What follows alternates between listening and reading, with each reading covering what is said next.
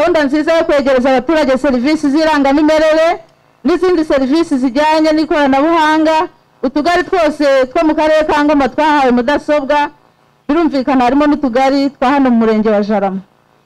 Mu murenge wa Jarama kandi buri kagari kahawe internet ya 4G, kandi utugari 3 kuri 4 twahawe amashanyarazi. Hasigaye akagari kamwe ka Karenge nako kari muri gahunda mu igenamigambi ry'akarere. Nyakubahwa Minisitiri, hari ibikorwa abaturage b'umurenge wa Jarama basabye bakaba batarabikorerwa ariko bisanzwe biri muri gahunda y'iterambere ry'akarere. Ibyo twavugamo nko kwagura umuyoboro w'amazi uresha na kilometero 2 unyura mu midugudu ya Icyurusambu, Ramba, Vunga mu kagari ka Kigoma, kubaka ivuriro ry'ibanze rya poste de santé mu kagari ka Karenge. Tukaba twizeza abaturage ko ibi nabyo bizakorwa uko ubushobozi buzajya bugenda buboneka. Musoza, Nyakubahwa Minisitiri, ndabashimira ko mwaje kwifatanya natwe kuri uyu munsi. Nshimira abafatanyabikorwa b'akarere ndetse n'abaturage ku ruhare bagira mu kwiteza imbere no mu guteza imbere akarere ka Ngoma n'u Rwanda muri rusange.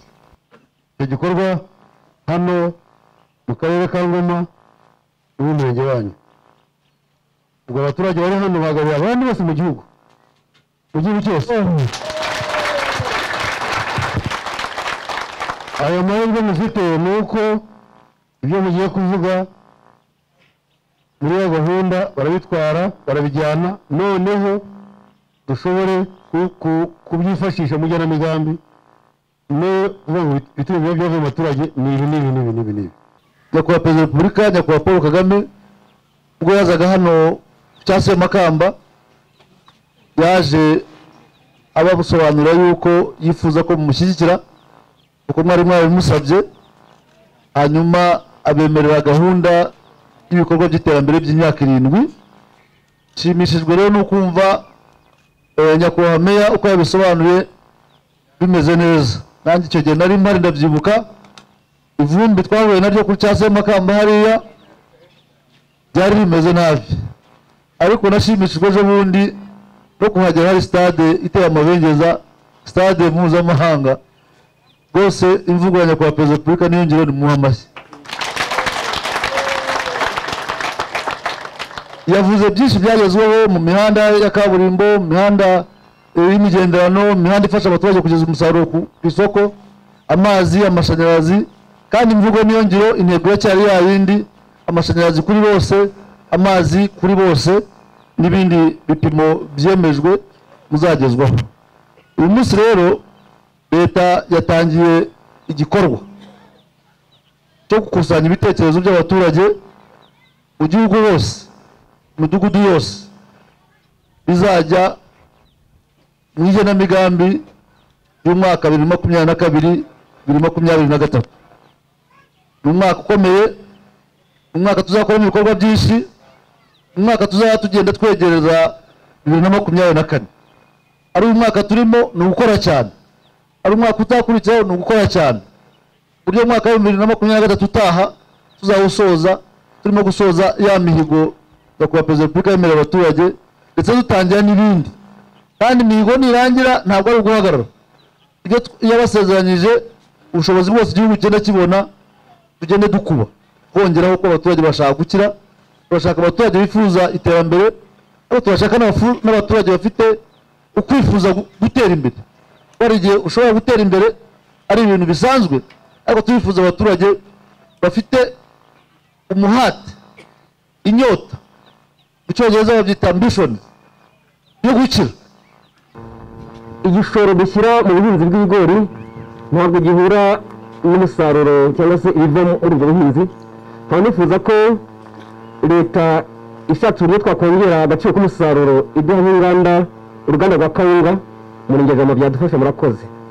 Nyakubahwa Minisitiri w'Ubutegetsi bw'Igihugu, dufite ibyo tugiye kubasaba mu igenamigambi twebwe nk'abaturage tubona ndetse bishobora no kuba byadusubiza inyuma. Ibyo duhinga turabihinga bikagura ku mafaranga makeya, ariko ibyo tujya kureba mu nganda bikagura amafaranga menshi. None ugasanga bwa buhinzi bwacu bya bindi twashoye aho kugira ngo tujye imbere aho ugasanga turi gusubira inyuma. Ibintu biva mu nganda birahenze ariko ibyo duhinga usanga biri ku giciro kigufi. Icyifuzo dufite nk'abaturage ba Karenge nk'uko meya yabivuzeho, ariko ndagira ngo bive mu magambo bijye mu bikorwa. Nk'uruhare rw'umuturage tugiremo uruhare natwe Karenge mu tugari dutanu tugize umurenge wa Jarama, akagari ka Karenge kamaze imyaka 8 nta muriro gafite kandi ahandi bacana. Hari ibigo, hari ikigo cy'amashuri gifite ibyuma 23, aba bana ntabwo bakoresha computer kandi birakeneye mu burezi bw'ibanze. Amashanyarazi cyumvikanye. Murakoze cyane.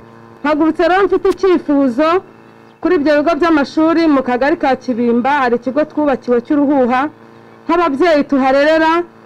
Ni byiza byaradufashije, byagabanyije ingendo abana bakoraga ndetse binacana drop out yari ndende ariko byaragabanutse.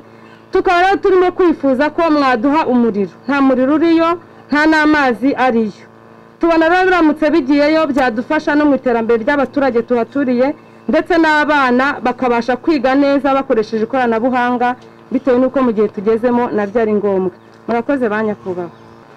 Mu karere ka Ngoma twagize amahirwe yo kubona stade, mwarakoze kandi ikipe yacu igera ku cyiciro cya mbere. Numvaga mu byifuzo byanjye mwadufashe kubona academy kugira ngo tuzabashe kuzamura ikipe yacu y'akarere ka Ngoma mu murenge wa Jarama. aho rwose muri itegeko riberaho kuturengera, n'igihugu kiba cyashyizeho ngo riturengere. Iyo uryishe buriya twese ubu duhohoteye. Twubahiriza amategeko, twubahiriza inama z'ubuyobozi, twubahirize cyane cyane gahunda zirimo n'iz'iterambere kugira ngo nyine dukomeze dutere imbere, kuko urebye mumeze neza, ntabwo mushonje, ntimufite umwanda, murasa neza, nyine murasobanutse nk'uko mwabyivugiye. Dukomereza aho rero, nabahaye telefone yacu, uzagira ikibazo ajya duhamagara 26 Nyakubahwa Minisita, ndangize nshimira leta cyane iyi gahunda yatangiye. Ibi rero Nyakubahwa Minisita muzanabitubwire Nyakubahwa Perezida wa Repubulika ko abaturage twese ko tungana twabyishimiye. Nanone birumvikana hazajya haboneka ibyihutirwa kurusha ibindi binajyanye n'ubushobozi dufite, kuko buriya na Amerika ari igihugu cy'igihangange, ntibona ibyo abaturage bifuza byose, ariko byibuze kuba baba babigizemo uruhare bakabigaragaza. Ni ukuri mufashe dushimire leta. Intego ya mbere muri Clado twifuza cyane twifuza ko umuturage yamenya uburenganzira bwiwe. Umaze kumenya uburenganzira bwawe, kubumenya ukabisobanukirwa, ugomba ubwo burenganzira kubivuga ukabugira n'abandi. Ikindi twifuza cyane ubonye uburenganzira bwawe butangiye guhungabana, ugomba kumenya kubuharanira mu buryo bw'amahoro, mu buryo bw'ituze, ugaharanira uburenganzira bwawe. Hari abashinzwe gutanga uburenganzira, izi nzego zose mwabonye hano ziba ziriho kugira ngo zibakorere. Abaturage mu gushaka uburenganzira bwanyu mumenya ko hari n'amategeko abigenga, ariko abayobozi dufite n'inshingano zo kubasobanurira ayo mategeko, dufite n'inshingano yo kubasobanurira ibisabwa. Ntabwo umuturage aza umubwire ngo genda. Hari n'igihe biba ngombwa ko nawe umuturage umufata ukuboko ukamujyana aho agomba kubonera igisubizo. Hari n'umuturage uza atajijukiye ibyo bintu, umuturage akaza kujya kuzana ukamuga ngo jya kuri irembo, ashobora kujya ku irembo ari hirya hariya ku irembo, ugomba kumusobanurira irembo icyo ari cyo. Abaturage bose ntabwo bazi irembo, abaturage bo muri Jarama bose ntabwo bazi irembo icyo ari cyo. Cyangwa ngo najya ku irembo agahita ajya ku irembo nyine, akirwa ategereje wahagera ati ndashaka irangamuntu, nawe ngo ujye ku irembo, aracyari ku irembo nyine. Ugomba kumusobanurira irembo ni iki, rikora riti. Mukazana umuntu w'irembo akaza nk'ahangaha mu nama nk'iyi agasobanurira abaturage uko irembo ikora, agatanga ubwo bumenyi bakamenya ibyo ari byo.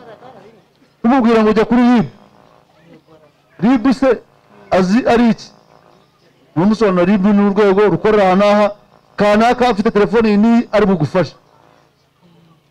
Kumubwira ngo uzagende ujye kuri transparency, transparency ntabwo ari umenye ngo ni iki.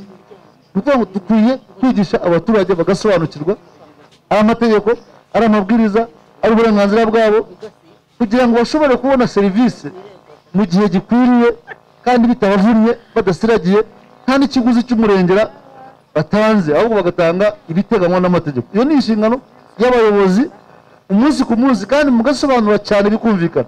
Ngo dusoze tubashimira kandi tubizeza yuko ibitekerezo mwatanze tuzabizamuka, kandi iyi gahunda nyakubahwa gavana ubu turayifunguye ku rwego rw'igihugu, hasigaye namwe mukomeze muyikore ku rwego mukoresha amaradiyo y'abaturage, abaturage bahamagare, batelefone, batanga ibitekerezo bitashoboye kwakirwa uyu munsi mu midugudu inyuranye, bizakirwa ducishije ku maradiyo, kuri za telefone n'ibindi, uburyo mu minsi ya vuba nyuma y'ibyumweru nka 2 tuzaba tumaze kugira ibitekerezo by'imidugudu yose mu gihugu bizamuka havamo 3 bikagenda bigera ku rwego rw'igihugu, noneho bikazajya muri gahunda y'igihugu cy'u Rwanda ya 2022-2023.